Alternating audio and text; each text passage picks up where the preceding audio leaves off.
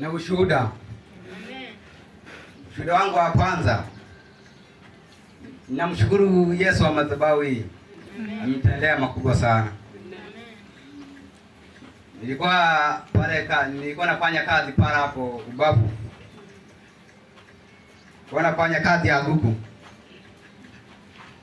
Sasa kuku nilikuwa na wahudumia walikuwa hawatagi. Sasa baada ya kuja hapa kanisani hapa, nilifanya maombi. Mungu amenitendea mazuri sana.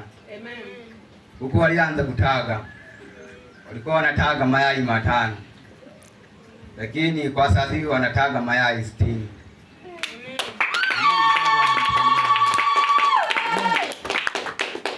Ushuhuda wangu wa pili, nilikuwa naumwa tumbo.